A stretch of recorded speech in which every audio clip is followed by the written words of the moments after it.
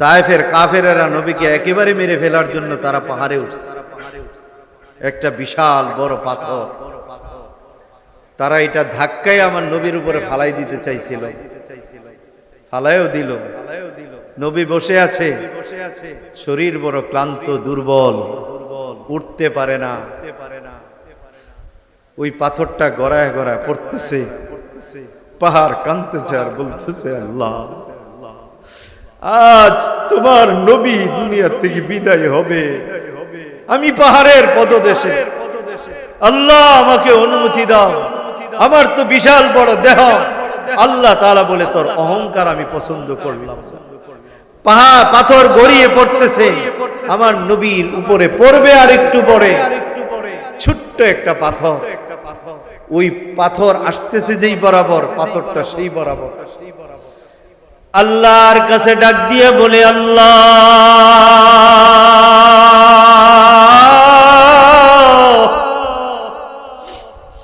আমি ছোট্ট একটা পাথর,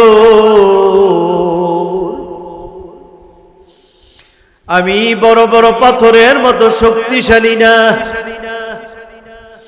আমি আমার আকৃতি দেহ বড় বড় না।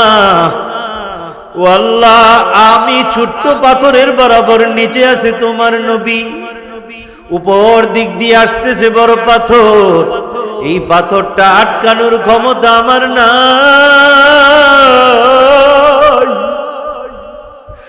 আমি এই ছোট্ট পাথরের উপর দিয়ে বড় পাথরটা যাইয়া নবীর দেহটাকে পিষে ফেলবে, আমি সহ্য করতে পারি না।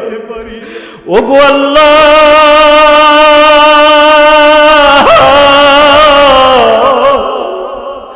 আমারে তুমি অনুমতি দাও, আমি একবার চেষ্টা করে দেখি এই বড় পাথরটাকে নিয়ে আটকাইতে পারি।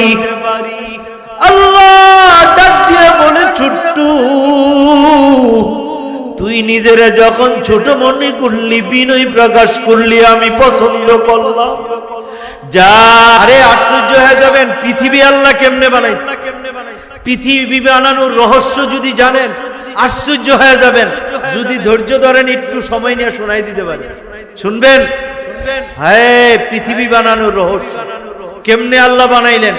এই আসমান ছিল না, জমিন ছিল না, বাতাস ছিল না, কিছুই ছিল না। আল্লাহ তাআলা যখন আসমান জমিন বানানোর, এটা হইলো আমি এখন আপনাদেরকে শোনাই দিছি পৃথিবী আল্লাহ কেমনে বানাইলেন। আজীব এক কাহিনী, আজীব এক গল্প। আল্লাহ কেমনে পৃথিবী বানাইলেন। আল্লাহ তাআলা আসমান জমিন যখন বানাবেন, ইচ্ছা পোষণ করলেন। আল্লাহ তাআলা আসমান এবং জমিন কতটুকু বানাবেন, এটা আল্লাহর কুদরতি ব্রেনি ছিল। এই পরিমাণ আল্লাহ সবুজ মণিমুক্তা বানাইলেন। কি কালার বলেন? সবুজ কালারের মণিমুক্তা বানানোর পরে আল্লাহ নূরে তাজাল্লি দান করলেন, এক দৃষ্টি দিলেন। কোটি কোটি নয়, বিলিয়ন মিলিয়ন ট্রিলিয়ন ট্রিলিয়ন সবুজ এই মণিমুক্তাগুলো পানি হয়ে গেল। কি হয়ে গেল? পানি হয়ে। পানির দিকে আবার আল্লাহ নজর দিলেন, এমন নজর দিলেন পানিতে পা গুইটা গেল। পানিতে এই পা ওঠার পরে পানি থেকে ধোঁয়া বের হইল, ফেনা বের হইল, বাষ্প বের হইল। তিনটা ফেনা, ধোঁয়া, বাষ্প, হাওয়া। আল্লাহ তাআলা এই ধোঁয়া দিয়ে আল্লাহ তাআলা আসমান বানাইলেন ৭টা, ফেনা দিয়ে আল্লাহ জমিন বানাইলেন ৭টা। বানানোর পরে আল্লাহ তাআলা একজন ফেরেশতাকে বললেন, এই ৭ জমিনকে কাঁধে বহন করো। সে ৭ তবক জমিনের নিচে গেলেন, এই ৭ তবক জমিনকে তার কাঁধে নিলেন। এই ৭ তবক জমিন তার কাঁধে নেওয়ার পরে তার কাঁধের ১০০ ভাগের ১ ভাগ জায়গাও দখল করতে পারে না। এই ফেরেশতা কত বড় হবে! সুবহানাল্লাহ। ফেরেশতা ডাক দিয়ে বলো, আল্লাহ এমন একটা হালকা জিনিস আমার কাঁধে দিলা, তবে আমি দাঁড়াইতে পারতেছি না, অনেক গভীর। আল্লাহ তাআলা জান্নাত থেকে একটা ষাঁড় পাঠাইলেন, বেরেশ ষাঁড় পাঠাইলেন। এই বেরেশ যে ষাঁড় পাঠাইছেন এটার মধ্যে শিং ছিল 70,000, ছিল না আছে এখন 70,000 শিং, 40,000 পা। ষাঁড়কে পাঠাইলেন, ফেরেশতাকে বলেন ষাঁড়ের পিঠের উপরে তুমি পা রাখো। এই ষাঁড়ের পিঠের উপরে ফেরেশতা পা রাখলেন। কিছুক্ষণ পরে বলেন আল্লাহ এই ষাঁড়ের চুডি উঁচা, এটা ফাও রাখতারি না। তো আল্লাহ তাআলা জান্নাত থেকে একটা পাথর পাঠাইলেন। এই পাথরটা কতটুকু মোটা? 500 বছরের রাস্তার সমান মোটা। কত বছর? 500 বছর। এটা ওই ষাঁড়ের পিঠের উপরে পাইতা দিছে। এখন এই পাথরের উপরে ফেরেশতা দাঁড়াইছে, এটারে বহন করে রাখছে। এখন এই ষাঁড় কয় আল্লাহ আমি তো পাও রাখতে পারি না, এটা অনেক গভীর।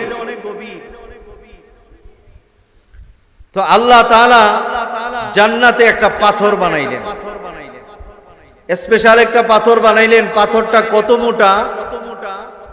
বলে 7 আসমান 7 জমিন যত মোটা, ওই পাথরটা তার চেয়ে বেশি মোটা। আল্লাহ তাআলা এরপরে পাথরটা বিছাই দিলেন। এই পাথরের উপরে ষাঁড় তার পাওগুলি রাখলো। কয় হাজার পাও? শিং কয় হাজার? 70,000। 40,000 পাও ওই পাথরের উপরে। পাথর লাড়াচাড়া করতেছে, যেই আরো গভীর পাথর রাখলেন সমুদ্রের উপরে, আরো গভীর পাথর। বলে আমি তো টিকতে পারতেছি না। আল্লাহ তাআলা একটা মাছ পাঠাইলেন। এই মাছের নাম হইল নুন। আল্লাহ তাআলা এই নুন নামক মাছের কসম খায় কোরআনে একটা সূরা নাজিল করছেন, সূরাতুন নূন। সূরা নূন আছে না? আছে না? কয় পারায়? 29 পারায় সূরা নূন একটা আছে। আল্লাহ তাআলা ওই মাছের কসম খায় বলছেন নূন ওয়াল কলামি ওয়া মা ইয়াসতুরুন।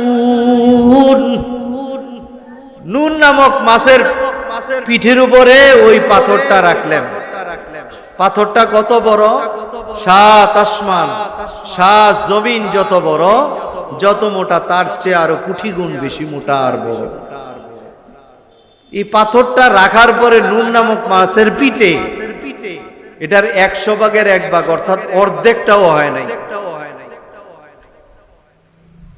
এখন মাছ সমুদ্রে, সমুদ্রের নিচে, এই মাছের নিচে হইল পানি, পানির নিচে হইল বাতাস, আর বাতাস হইল আল্লাহর কুদরতি হাতে। সুবহানাল্লাহ। আল্লাহর কুদরতি হাতে, হাতটা হইল নিচে, এটার উপরে বাতাস, বাতাসের উপরে পানি, পানির উপরে নুন মাছ, নুন মাছের উপরে পাথর, পাথরের উপরে ষাঁড়, ষাঁড়ের পিঠে পাথর, পাথরের উপরে ফেরেশতার পাও, ফেরেশতার কাঁধে হইল এই দুনিয়া। সুবহানাল্লাহ। ইবলিস শয়তান, আল্লাহ তাআলা কি বলছেন? ইন্নাহু লাকুম আদুউম মুবিন। শয়তান তোমাদের প্রকাশ্য দুশমন। আমগরে ক্ষতি করার লাইগা শয়তান এমন কোন জায়গা নাই যেখানে সে যাইতে পারে না। এই কোটি গুণ মাইল অতিক্রম করে এই শয়তান নুন নামক মাছের কাছে যায় পুচ্ছে। যাইয়া এই নুন মাছের কয় শোন, এত বড় একটা পূজা তোর পিঠে কি লিগে লইয়া রাখছ, দেখালাই দে।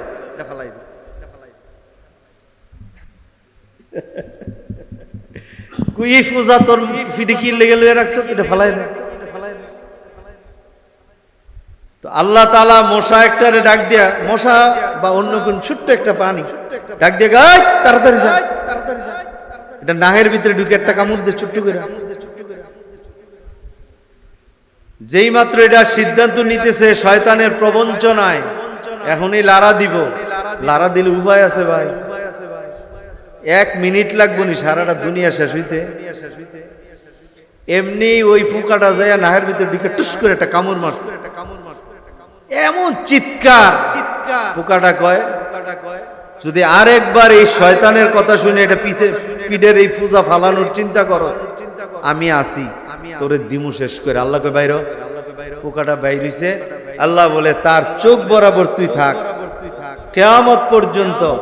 যখনই শয়তান কুমন্ত্রণা দিবে আর ফালাই দেওয়ার চিন্তা ভাবনা করবে, তখনই তোর কাজ ঢুকবি আর টুক করে মারবি। ওই পৃথিবীর শুরু থেকে পোকাটা আজও সেই মাছের সামনে আছে। মাছ পোকাটারে দেখলে বড় ভয় পায়, চোখ খুললা দেখলে কয় দোস্ত আমি ফালাবো না, ওস্তাদ আমি ফালাবো না। তায়েফ গেলে একটা জায়গা দেখবেন, রাসূল ইসলামকে ছোট ছোট বাচ্চারা পাথর মারতে মারতে যখন রক্তাক্ত করে ফেলেছিল, আমার নবী হাঁটতে পারে না, চলতেও পারে না। এই রক্তাক্ত অবস্থায় আমার নবীর শরীর দুর্বল হয়ে গিয়েছিল। একটা পাহাড়ের পদদেশে যায় বসছিলেন। তায়েফের কাফেরেরা নবীকে একেবারে মেরে ফেলার জন্য তারা পাহাড়ে উঠছে। একটা বিশাল বড় পাথর, তারা এটা ধাক্কায় আমার নবীর উপরে ফালাই দিতে চাইছিল, ফালাইও দিল। নবী বসে আছে, শরীর বড় ক্লান্ত দুর্বল, উঠতে পারে না।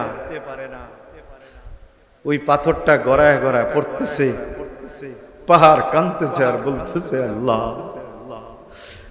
আজ তোমার নবী দুনিয়া থেকে বিদায় হবে, আমি পাহাড়ের পদদেশে, আল্লাহ আমাকে অনুমতি দাও, আমার তো বিশাল বড় দেহ। আল্লাহ তাআলা বলে তোর অহংকার আমি পছন্দ করলাম। পাহাড় পাথর গড়িয়ে পড়তেছে, আমার নবীর উপরে পড়বে আর একটু পরে, ছোট্ট একটা পাথর। ওই পাথর আসতেছে যেই বরাবর, পাথরটা সেই বরাবর। আল্লাহর কাছে ডাক দিয়ে বলে আল্লাহ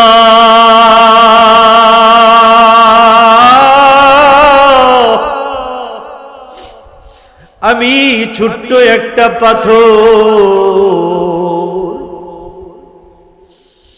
আমি বড় বড় পাথরের মতো শক্তিশালী না,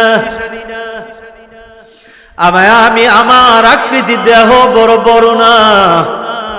ও আল্লাহ আমি ছোট্ট পাথরের বরাবর, নিচে আছে তোমার নবী, উপর দিক দিয়ে আসতেছে বড় পাথর।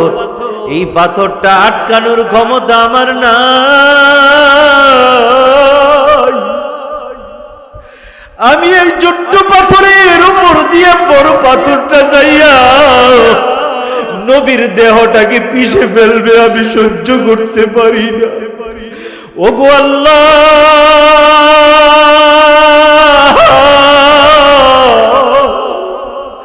আমারে তুমি অনুমতি দাও, আমি একবার চেষ্টা করে দেখি এই বড় পাথরটাকে নিয়ে আটকাইতে পারি।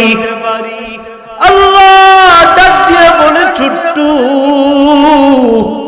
তুই নিজের যখন ছোট মনে করলি, বিনয় প্রকাশ করলি, আমি পছন্দ করলাম। যা যা তোরে অনুমতি দিয়ে দিলাম। ওই ছোট্ট পাথর রাস্তা আগলাইয়া ধরল, বড় পাথর ডাক দিয়ে বলে ও ছোট পাথর সরে যাও, সরে যাও, আর না হয় পিষে ফেলবো। ছোট্ট পাথর বলে পারবা না, আমি আল্লাহর অনুমতি পেয়েছি, তোমাকে আটকিয়ে দিব। আল্লাহ আমার সাথে আছে, আল্লাহ আমাকে সাহায্য করবে। বড় পাথর বলে দেখি দিব। পাথর গড়াইয়া আসলো, ছোট পাথর আটকাইয়া দিল। ওই পাথর পড়তে পারলো না। আমার এতিম নবী ওই নিচে বসে আছে, জানেও না। আমার আল্লাহ ওহির মাধ্যমে জানাই দিলেন, নবী গো, ও নবী আমার, যেদিন আপনি জান্নাতে যাবেন ওই উপরে তাকা দেখি ওই ছোট্ট পাথরটা আজকে আপনার উপরে বড় পাথর পড়া থেকে বাঁচাইয়া দিল। জান্নাতে যাওয়ার সময় এই পাথরকে ভুলিয়েন না, এই পাথরকে সাথে নিয়ে যায়েন। আল্লাহর নবী তাকাইয়া দেখলেন ওই ছোট্ট পাথরটা হাজার হাজার ওই বড় পাথরকে আটকাইয়া দিলেন। ডানেও যাইতে পারে না, বামেও যাইতে পারে না। কাফেরেরা ওই দিক দিয়ে চলে গেল, ভাবলো এখনই মুহাম্মদ মরে যাবে। আর এরা তো জানে না মুহাম্মদের আল্লাহ সবসময় মুহাম্মদের সাথে আছে। ওই মুহাম্মদের উম্মতেরা শুনে নাও, শুনে নাও, শুনে নাও, কিয়ামত পর্যন্ত শুনে নাও, কিয়ামত পর্যন্ত যে আল্লাহ নবীকে ছোট্ট পাথর দিয়ে বাঁচাইলো, ওই আল্লাহ কিয়ামত পর্যন্ত তোমাকে আমাকে দুনিয়ার সমস্ত ষড়যন্ত্র থেকে ছোট্ট ছোট্ট বস্তু দ্বারা হেফাজত করবে। জোরে বলো আলহামদুলিল্লাহ। এই জন্য দুনিয়াতে কাউকে ভয় পাইও না, কারো চোখ রাঙ্গানিতে ভয় পাইও না। আমার আল্লাহ আমার সাথে আছে, আমাকে হেফাজত করবে। নবী আমার ওই পাথরকে ওয়াদা দিলেন, পাথর আমি তোমাকে নিয়ে যাব। হাক্কা ধাক্কা পাহাড়ে উঠলাম। যেই দুইটা পাহাড়কে জিব্রাইল বলছিল ও হাক্কা ও ধাক্কা, দুইটা পাহাড় নবী যদি অনুমতি দেয় তোমরা দুই পাহাড় দুই দিক দিয়ে মিশা তায়েফের মানুষগুলোকে চাপ দিয়া মাইরা ফেলাইও। নবী নবীর কাছে যাই, নবীর কাছে আইসা বললেন নবী গো আমার তায়েফের লোকেরা আপনার গায়ে পাথর মারল, আপনারে পাগল পাগল বইরা এরা চিল্লাইল। আপনি তো পাগল না, আপনার গায়ে মশা মাছি বসাও হারাম, এরা পাথর মাইরা রক্ত ছুটাইল। দুনিয়ার জমিনে যদি এই রক্ত পড়তো গো, কিয়ামত পর্যন্ত তায়েফের জমিনে ঘাস গাছালি কিছুই জন্মাইতো না। ও নবী আমার, আপনি যদি অনুমতি দেন, হাক্কা আর দাক্কা দুইটা পাহাড়, তায়েফের এক প্রান্তে হাক্কা আর এক প্রান্তে দাক্কা, এই দুইটা পাহাড়কে যদি বলি তারা দুই দিক থেকে চাপ দিবে, তায়েফবাসী শেষ হইয়া যাবে। আমার নবী কাঁদে আর বলি ভাই জিবরাইল তুমি কি জানো না আল্লাহ কি বলছে? ওয়ামা আরসালনাকা ইল্লা রাহমাতাল লিল আলামিন। আল্লাহ তাআলা আমাকে রহমত স্বরূপ পাঠাইছে, আমাকে শুধু ওই মক্কার জন্য হেরেমের জন্য আমাকে নবী বানাইয়া পাঠায় নাই, মদিনার জন্য নবী বানাইয়া পাঠায় নাই, আমাকে আল্লাহ সারা দুনিয়ার জন্য নবী পাঠাইছে, নবী বানাইয়া পাঠাইছে। যদি আজকে তায়েফের মানুষগুলোকে ধ্বংস করিয়া দাও, আমি কার কাছে কালিমার দাওয়াত দিব? কাদেরকে আমি এক আল্লাহর দিকে ডাকবো? না না, আমি এদেরকে মাফ করে দিলাম। সুবহানাল্লাহ। আল্লাহর নবী মাফ করে দিলেন বলে আমি মাফ করে দিলাম। নবী আমার মাফ করে দিলেন। আমি যখন 14 সালে প্রথম হজ করতে যাই, আমার সঙ্গে আমার শ্বশুর ছিল মাওলানা সিদ্দিক রহমান, ওই ধামতি মাদ্রাসার শিক্ষক। আমার সম্বন্ধীয় ছিল মাসুম বিল্লাহ, ঢাকাতে ব্যবসা করে। আমাদেরকে নিয়ে আমার মাওলানা আনিসুর রহমান, আমার সাথী ভাই, ঢাকা বাবুস সালামের মুহতামিম প্রতিষ্ঠাতা, আমাদেরকে নিয়ে আমাদের মহাব্বতী ভাই ফখরুল ইসলাম আমাদেরকে উঠাইলেন। ওই হাক্কা পাহাড়ের মধ্যে যখন উঠলাম, দেখলাম যে পুরা তায়েফ শহরটা দেখা যায়। দাক্কা পাহাড়ে উঠলাম, পুরা তায়েফ শহরটা দেখা যায়। ওই দুইটা পাহাড় যদি বাবা চাপা দিত রে, একেবারে তায়েফ শেষ হইয়া যাইত। আমার মায়ার নবী, দয়ার নবী রাহমাতুল লিল আলামিন বললেন না না, এদেরকে ধ্বংস করলে আমি কার কাছে ইসলামের দাওয়াত দিব? ও নবীর উম্মতেরা, মাফ করতে শিখো। বিবি যদি তোমার সঙ্গে অন্যায় করে, বিবি যদি কথা মতো না চলে, বিবিরে মাফ করিয়া দাও। এই বিবিটা তো তোমার অর্ধাঙ্গিনী, আল্লাহ তাআলা তোমার জন্য এই বিবিটাকে বানাইছে। এই মহিলাটা তার মা ছাড়লো, বাবা ছাড়লো, ভাই ছাড়লো, বোন ছাড়লো, তোমারে আপন বানাইলো। এরপরে রাগ হইও না, তালাক দিও না, থাপ্পড় মাইরো না, লাঠি দিয়ে প্রহার কইরো না, রাগ হয়ে থাইকো না। এ বাবা, মাঝে মাঝে হয়তো একটু রাগ দেখাইবা, মাইরের ভাবটা দেখাইবা, মারবা না।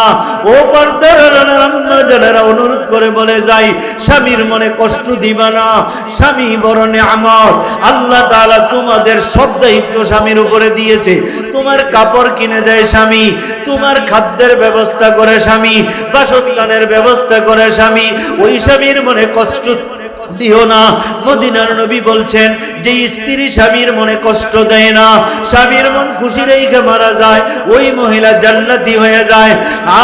ফাতেমা রাদিয়াল্লাহু তাআলা আনহার ইন্তেকালের পর আল্লাহ তাআলার কাছে আলী জানতে চাইলেন, ও আল্লাহ, আমার ফাতেমার সঙ্গে তুমি কি আচরণ করেছো? আল্লাহ তাআলা জবাব দেয়, আলী রে, তুমি যখন ফাতেমার উপরে রাজি, এই জন্য আমি আল্লাহ ফাতেমার উপরে রাজি হয়ে গেছি। খাদিজাতুল কুবরা রাদিয়াল্লাহু তাআলা আনহার কবর মক্কায় জান্নাতুল মুআল্লাতে আছে রে ভাই। ওই জান্নাতুল মুআল্লায় গিয়েছি, খাদিজার কবর জিয়ারত করার সুযোগ হয়েছে। মা খাদিজা ইসলামের জন্য দান করতে করতে আরবের ধনাঢ্য ব্যক্তিদের মধ্যে একজন ছিল রে ভাই। মৃত্যুর আগে উনি একটা তালিযুক্ত কাপড় পরে মারা গেছেন। একটা না দুইটা নয়, 60টা তালি, 60টা তালি ছিল রে বাবা ওই খাদিজার কবর। খাদিজা ইন্তেকালের আগে বললেন, নবী আমার ইন্তেকালের পরে যখন আমাকে কবরস্থ করা হবে, আমাকে কবরস্থ করে সবাই যখন চলে যাবে, আপনি আমার কবরের পাশে দাঁড়াইয়া থাকেন। নবী আমার বললেন, খাদিজা কেন?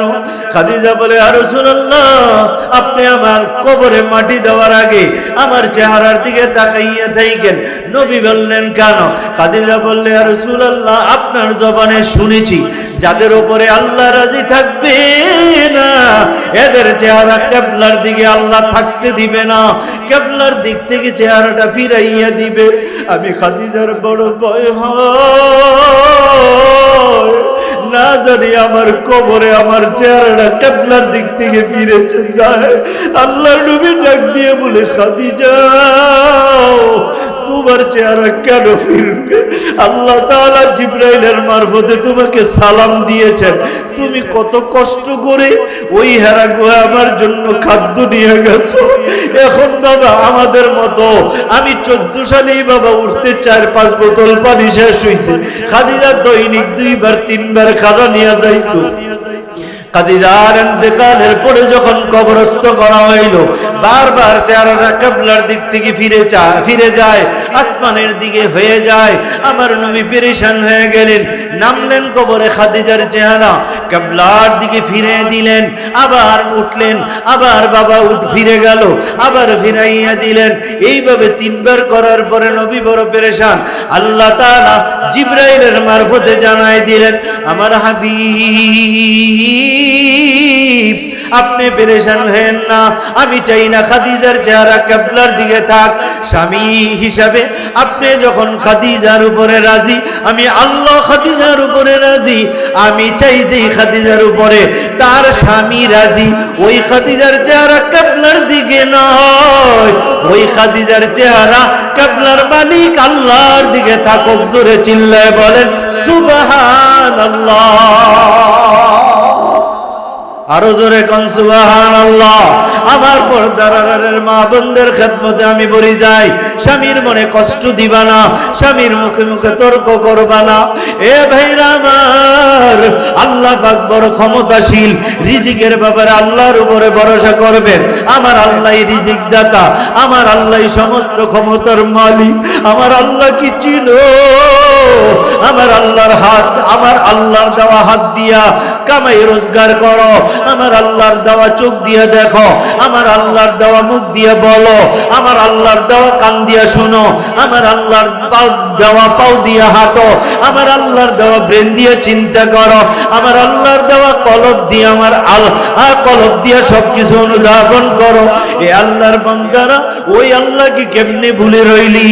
ওই আল্লাহর কুদরত বুঝে আসে না, ওই আল্লাহর ক্ষমতা তোর অন্তরে নাই। এই জন্য তুই সুদে টাকা লাগাও, সুদে টাকা আনো, চাকরিজীবীরা ঘুষ খায়, তুমিও ঘুষ দিয়া চাকরি লাও, তুমি একজন জালেম জুলুম করো। না না, কোনদিন জুলুম কইরো না কারোর উপরে। মরে তো যাবা, দুনিয়ার থেকে কিছু নিয়ে যাইতে পারবো না। ওই কবরের কথা একবার ভাবো না, যেই কবরের মধ্যে কোনো বন্ধু নাই, বান্ধব নাই, সাথী নাই, বাতি নাই, বাবা কিছুই নাই, কিছু নাই, দরজা নাই, জানালা নাই। ওই কবরের মধ্যে একা একা শুয়ে দিবে। ওই কবরের মধ্যে যদি জাহান্নামের আগুন ধরিয়া যায়, ওই কবর থেকে পালাইতে পারবা না।